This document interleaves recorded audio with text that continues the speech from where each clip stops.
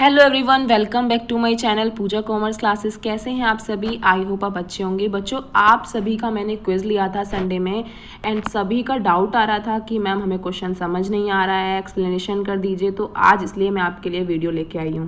तो हम सारे क्वेश्चन को डिस्कस करेंगे कि किसका क्या आंसर है। आप अपना आंसर चेक भी कर सकते हैं। स्टार्ट करते हैं अपना आज का वीडियो। फर्स्ट क्वेश्चन है हमारा barter system lakhs. Barter system lakhs option में हमारा फर्स्ट है double coincidence of want, common measure of value, standard of deferred payment, all of the above. बच्चों, हमारा क्या है, हमने पढ़ा था बार्टर सिस्टम में हमारे कुछ ड्रॉबैक्स होते हैं। तो यहाँ पे लैक्स का मतलब वही है कि आपके ड्रॉबैक्स कौन कौन से हैं। तो आपने तीनों ही ड्रॉबैक्स अपने पढ़े हुए हैं कि lack of double coincidence of want होता है बार्टर सिस्टम में, lack of common measure of value भी होता है, lack of standard of deferred payment भी होता है। तो हमारा आंसर क्या हो जाएगा? All of the above. Next देखते हैं। नेक्स्ट क्वेश्चन में कहा है the primary function of money.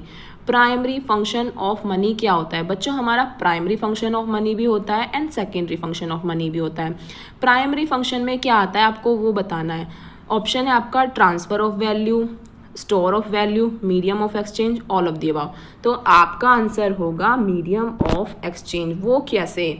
आपका प्राइमरी फंक्शन में मीडियम ऑफ एक्सचेंज आता है एंड मेजर ऑफ वैल्यू आता है, और जो भी फंक्शन बचते हैं वो आपके आते हैं सेकेंडरी फंक्शन में। तो हमारा आंसर है मीडियम ऑफ एक्सचेंज। नेक्स्ट देखते हैं सेकेंडरी फंक्शन ऑफ मनी। अब इसका आंसर आप अपने आप ही बता सकते हैं। नॉर्मली मैंने आपको अभी बताया प्राइमरी फंक्शन में हमारा मीडियम ऑफ एक्सचेंज आता है एंड मेजर ऑफ वैल्यू आता है। तो हमारा फर्स्ट ऑप्शन कट हो जाएगा, सेकेंड ऑप्शन भी कट हो जाएगा क्योंकि ये हमारा प्राइमरी फंक्शन है। तो बचा क्या हमारा? Store of value. तो सेकेंडरी फंक्शन ऑफ मनी क्या होगा? स्टोर ऑफ वैल्यू होगा। नेक्स्ट देखते हैं money whose value as commodity equal to the face value. जब हमारी मॉनेटरी वैल्यू और कमोडिटी वैल्यू इक्वल होती है उस मनी को हम क्या कहते हैं? बच्चों, मैंने आपको लेक्चर वीडियो में भी समझाया हुआ है। क्या होता था ब्रिटिश टाइम में जो भी हमारे कॉइन चलते थे उनकी कमोडिटी वैल्यू उनकी मॉनेटरी वैल्यू के इक्वल होती थी। वो कैसे मैम? वो ऐसे जितना भी प्रिंटिंग प्राइस उनके ऊपर होता था उतनी ही उनकी कमोडिटी वैल्यू होती थी। मतलब जिस मेटल से वो बने हैं उसकी कॉस्ट भी वही होती थी। अगर उन पर 10 रुपीज़ लिखा है, जिससे वो बने हैं, जिस मेटल से वो बने हैं उसकी कॉस्ट भी 10 रुपीज़ ही थी। तो उस मनी को हम क्या कहते हैं? आई होप आपको याद आ गया होगा। तो आंसर है इसका फुल बॉडीड मनी। क्या होगा answer? Full bodied money. Like is bank money. कौन सी इसमें से हमारी बैंक मनी है? Currency, time deposit at bank, demand deposit at bank, cash reserve of bank. इसका हमारा आंसर है demand deposit at bank. Next देखते हैं the most liquid measure of money supply. Most liquid measure कौन सा है हमारा मनी सप्लाई का?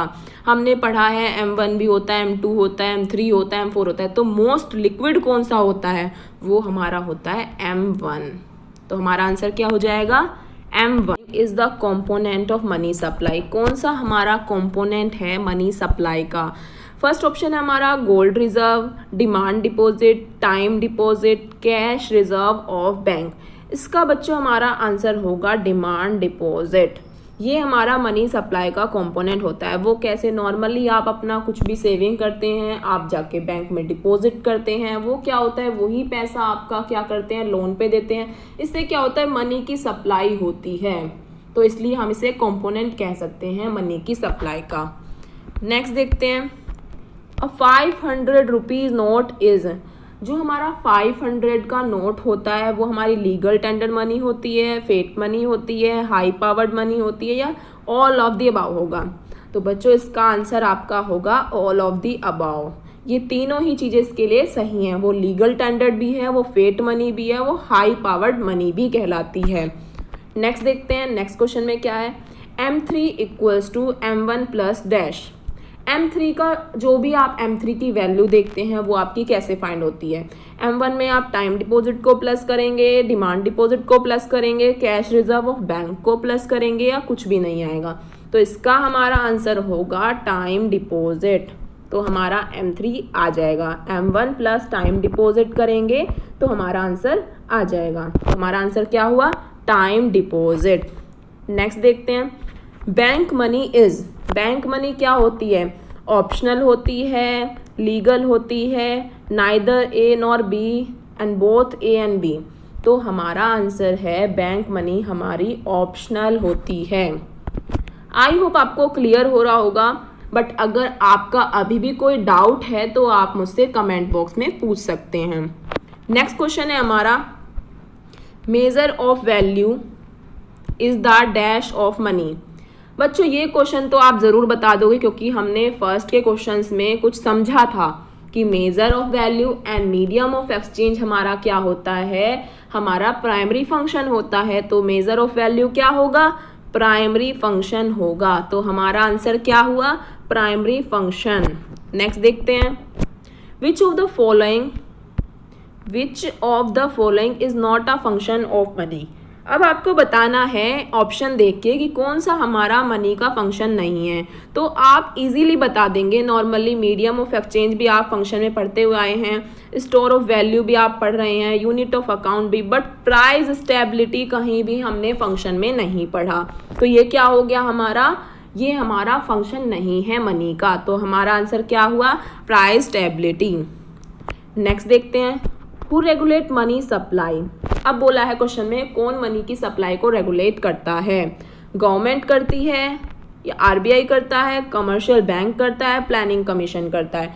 तो बच्चों जो भी मनी की सप्लाई होती है उसको रेगुलेट हमारा कौन करता है, हमारा एपेक्स बैंक करता है, हमारा सेंट्रल बैंक करता है, जिसको हम क्या बोलते हैं, आरबीआई बोलते हैं। क्योंकि जब भी आपकी मनी, मान लीजिए जब भी आपकी एक्सेस डिमांड होती है या डेफिशिएंट डिमांड होती है, तो जो भी कंट्रोल करना होता है मनी की सप्लाई पे, वो कंट्रोल कौन करता है, आरबीआई करता है। तो इसका आंसर हमारा हो जाएगा आरबीआई। नेक्स्ट क्वेश्चन है हमारा, demand deposit with commercial bank are a part of. तो इसका आंसर क्या होगा। बच्चों अभी हमने एक क्वेश्चन पढ़ा था जिसमें लिखा था कि जो भी हमारा मतलब मनी सप्लाई होता है उसका कंपोनेंट क्या है। हमने आंसर करा था डिमांड डिपॉजिट, मनी सप्लाई का कंपोनेंट जान रहे थे, हमने आंसर करा था डिमांड डिपॉजिट। अब क्वेश्चन में कहा है demand deposit with commercial bank are a part of, तो इसका आंसर क्या होगा हमारा, मनी सप्लाई। नेक्स्ट देखते हैं, नेक्स्ट में कहा है cash reserve of bank are part of. बच्चों ये आर की स्पेलिंग मिस्टेक हो गई है, इसको ठीक कर लेना आप, ARER होगा। Cash reserve of bank are part of, जो कैश रिजर्व होता है हमारा वो किसका पार्ट होता है, वो हमारा मनी सप्लाई का पार्ट होता है, हाई पावर्ड मनी का पार्ट होता है, या बोथ A एंड B आएगा, या नाइदर A नॉर B आएगा। तो इसका हमारा आंसर है हाई पावर्ड मनी। क्या होगा बच्चों इसका आंसर आपका, हाई पावर्ड मनी होगा। नेक्स्ट देखते हैं, central bank is an. Central bank जो होता है, अभी मैंने आपको बताया था सेंट्रल बैंक होता है, एपेक्स बैंक होता है, वो कौन होता है आपका, आरबीआई होता है। तो आंसर तो मैं आपको पहले ही बता चुकी हूँ। तो इसका आंसर क्या हो जाएगा आपका, एपेक्स बैंक हो जाएगा सेंट्रल बैंक का। नेक्स्ट देखते हैं, legal service ratio is equal to. जो लीगल सर्विस रेशियो होता है वो किसके इक्वल होता है, CRR/SLR, CRR minus SLR, SLR minus CLR, CRR minus SLR। बच्चों यहाँ पे आपका माइनस में लिखा हुआ है, ये ऑप्शन आपका ये नहीं है, ये आपका आएगा CRR प्लस SLR, ठीक है। और ये ही आपका इसका आंसर होगा, CRR प्लस SLR हमारा रेशियो होता है legal service ratio. I hope आपको समझ में आया होगा। CRR का मतलब होता है कैश रिजर्व रेशियो होता है आपका, एंड SLR का मतलब होता है स्टैच्यूटरी लिक्विडिटी रेशियो। नेक्स्ट देखते हैं, one of the major of money supply. इसका आंसर तो सभी दे देंगे कि मनी सप्लाई का मेजर कौन सा है। यहाँ से O1 तो होगा भी नहीं, N1 भी नहीं होगा, P1 भी नहीं होगा, हमारा मनी सप्लाई का मेजर क्या होगा, M1 होगा। नेक्स्ट देखते हैं, money is a medium of. अब हमें बताना है जो मनी है वो मीडियम ऑफ क्या है। मनी हमारा कम्युनिकेशन का काम करता है क्या, या बार्टर होता है, या एक्सचेंज होता है, या स्पेशलाइजेशन होता है। मनी हमारा क्या है, मीडियम ऑफ एक्सचेंज है। नॉर्मली हमने डेफिनेशन में पढ़ा है कि money is a medium of exchange, function में भी पढ़ा है। नेक्स्ट देखते हैं, money is something that is. Money ऐसा क्या है कि यूनिवर्सली एक्सेप्टेड होती है ये हमारी, मनी हमारा यूनिवर्सली एक्सेप्टेड होती है, लॉजिकली एक्सेप्ट होती है, एक्सेप्टेड बाय बैंक होगा या रीजनली एक्सेप्टेड होती है। तो इसको हम क्या कहेंगे, मनी वो है जो हमारी यूनिवर्सली एक्सेप्टेड होती है। वो हमारी नॉर्मली हम सभी क्या करते हैं, सभी मनी को एक्सेप्ट करते हैं, पेमेंट करते हैं। यूनिवर्सली सब जगह मनी एक्सेप्ट होती है, बस सबकी करेंसी चेंज रहती है। One drawback of barter exchange. अब यहाँ पे आपको बार्टर सिस्टम की कुछ ड्रॉबैक्स बतानी है जो आपको यहाँ पे ड्रॉबैक लग रही है। लैक ऑफ ट्रस्ट कुछ आपने पढ़ा था ड्रॉबैक में? नहीं। Lack of confidence of want आपने पढ़ा? Confidence of want, confidence of want तो आपने पढ़ा होगा, कॉन्फिडेंस ऑफ वांट तो हमने कहीं कुछ नहीं पढ़ा। नेक्स्ट है हमारा lack of double confidence of want. ये तो हमने पढ़ा था ma'am, double confidence of want होता है जिसमें हमें सेम बंदे की ज़रूरत है जो हमारी नीड को पूरा कर सके और अपनी नीड को भी पूरा करा सके, वो पढ़ा था ना हमने। तो इसमें हमारा आंसर हो जाएगा lack of double confidence of want. Next question है हमारा the creation of dash called credit creation. अब यहाँ पे जो आप क्रेडिट क्रिएट करते हैं वो किससे करते हैं? प्राइमरी डिपॉजिट से करते हैं, सेकेंडरी डिपॉजिट से करते हैं, टाइम डिपॉजिट से करते हैं, नन ऑफ दिस।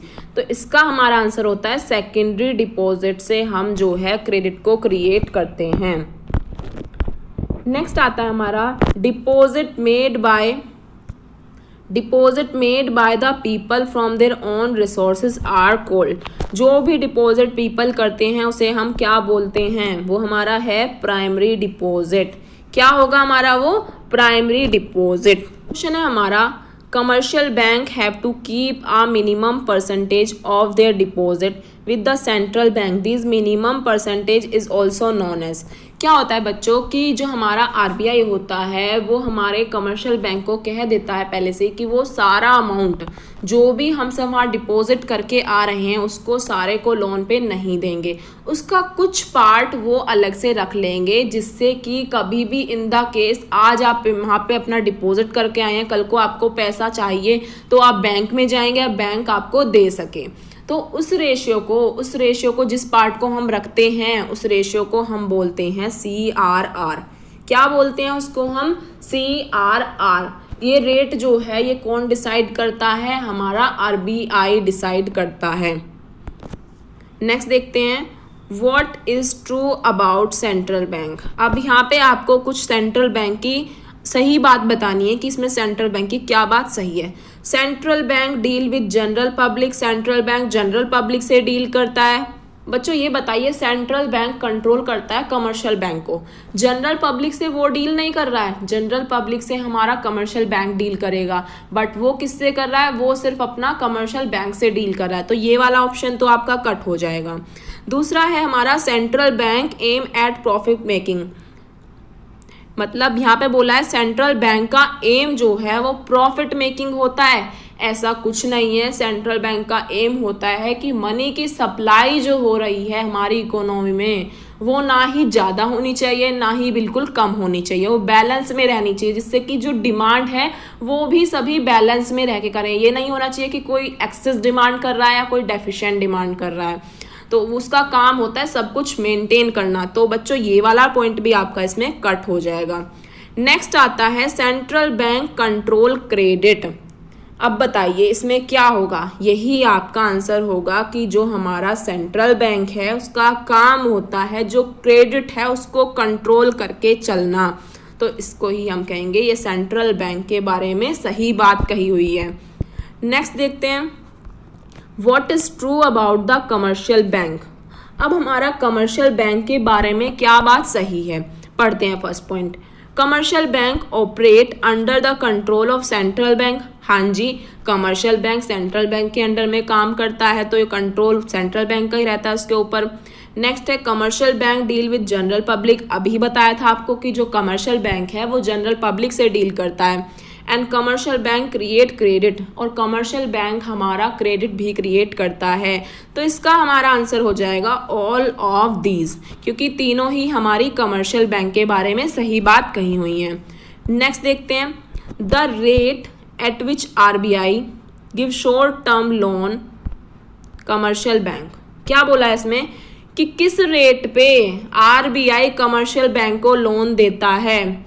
तो उस रेट को हम बोलते हैं अपना रेपो रेट।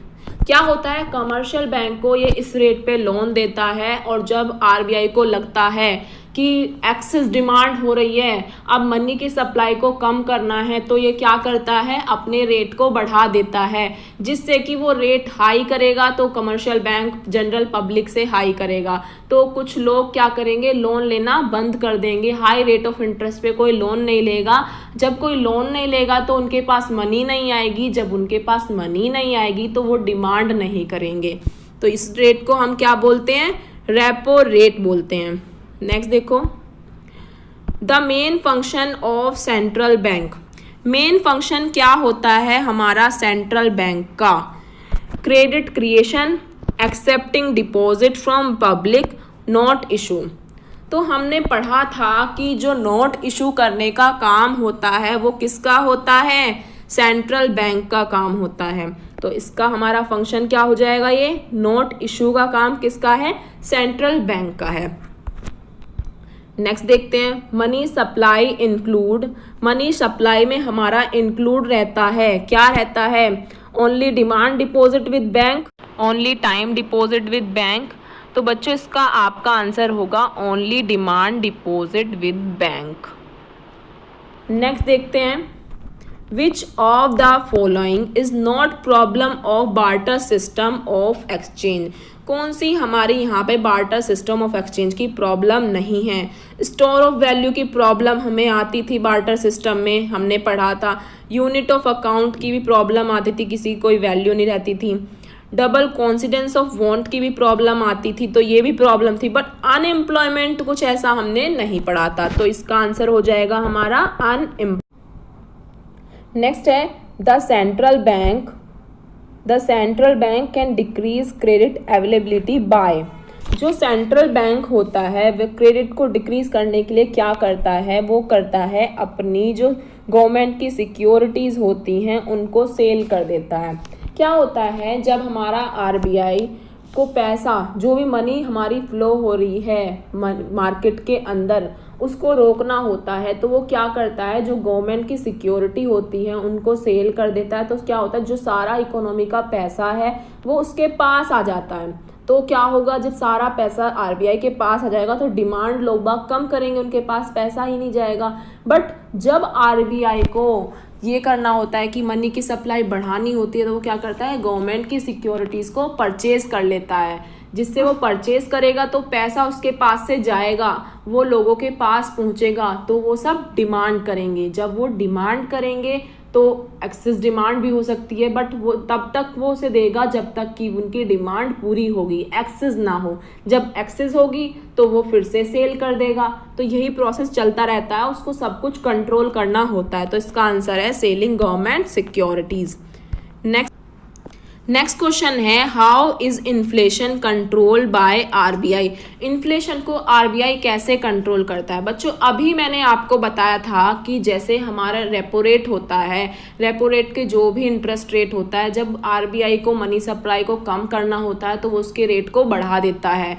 बट जब उसको सब कुछ ठीक करना है और मनी सप्लाई को बढ़ाना है तो वो क्या करता है, अपने रेपो रेट को कम कर देता है, जिससे कि सब लोगों तक जो वो अमाउंट है लोन की वो कम इंटरेस्ट में पहुंच सके, तो सब डिमांड कर सकें। बट अब इन्फ्लेशन आ रहा है, इन्फ्लेशन के टाइम पे वो क्या करेगा, अपने रेट ऑफ इंटरेस्ट को बढ़ा देगा। तो यहाँ पे सब चीज़ें इंक्रीज होंगी तो क्या होगा, अपने आप सब कुछ मेंटेन हो जाएगा। तो फर्स्ट ऑप्शन कहा है, बाय इंक्रीजिंग रेपो रेट, सही कहा है। इंक्रीज करेगा, रेपो रेट को इंक्रीज करेगा तो क्या होगा, सब कुछ मेंटेन होगा। इंक्रीजिंग लीगल रिजर्व रेशियो, ये भी सही कहा है। लीगल रिजर्व रेशियो को वो अपना इंक्रीज कर देगा, तो इससे क्या होगा, हमारा अपना जो इन्फ्लेशन है वो ठीक हो जाएगा।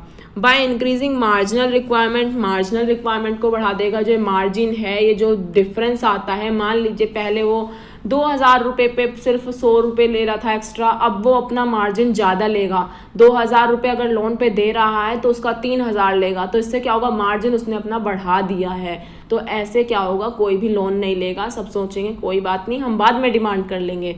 तो इसमें यहाँ पे आपका all of the above answer होगा। नेक्स्ट देखते हैं,